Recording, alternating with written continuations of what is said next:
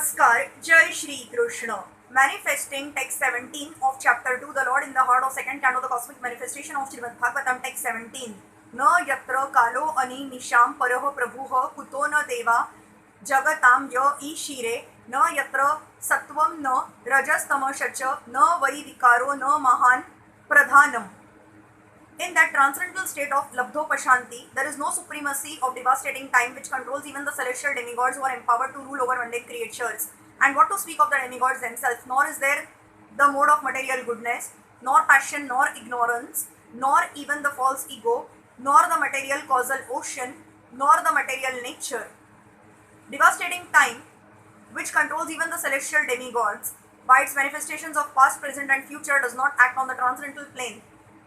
The influence of time is exhibited by the symptoms of birth, death, old age and disease, and these four principles of material conditions are present everywhere in any part of the material cosmos, up to the planet Brahmalok, where the duration of life of the inhabitants appears to us to be fabulous. Insurmountable time even brings about the death of Brahma. So what to speak of other demigods like Indra, Chandra, Surya, Vayu and Varun.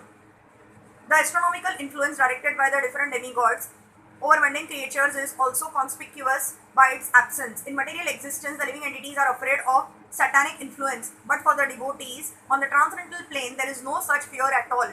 The living entities change their material bodies in different shapes and forms under the influence of the different modes of material nature, but in the transcendental state, the devotee is gunatita or above the modes of material goodness, passion and ignorance.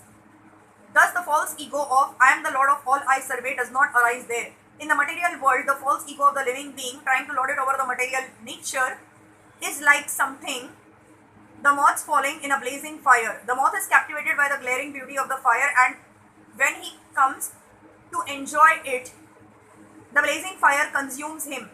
In the transcendental state, the living being is pure in his consciousness, and as such he has no false ego to lord it over the material nature. Rather, his pure consciousness directs him to surrender unto the Supreme Lord, as stated in the Bhagavad Gita 7.19. Vasudevaya sarvam iti sa mahatma sudurlabhaha. All this indicates that in the transcendental state there is neither material creation nor the causal ocean for material nature. The given mentioned state of affairs is factual on the transcendental plane, but is factually revealed in a transcendentalist knowledge of the advanced state of pure consciousness. Such transcendentalists are of two types, namely the impersonalists and the devotees. For the impersonalists, the ultimate goal or destination is the Brahmajyoti of the spiritual sky, but for the devotees, the ultimate goal is the Vaikuntha planets.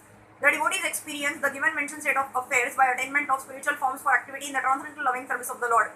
But the impersonalist, because of his neglecting the association of the Lord, does not develop a spiritual body for spiritual activity, but remains a spiritual spark only merged in the effulgent spiritual rays of the Supreme Personality of Godhead.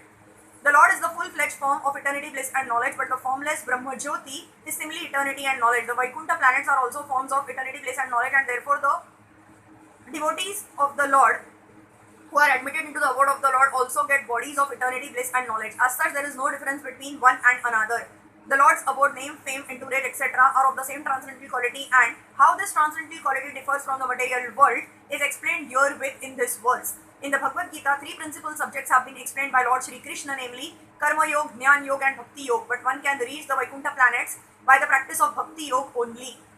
The other two are incompetent in helping one reach the Vaikuntha lokas, although they can, however, conveniently take one to the effulgent Brahmajyoti as described here.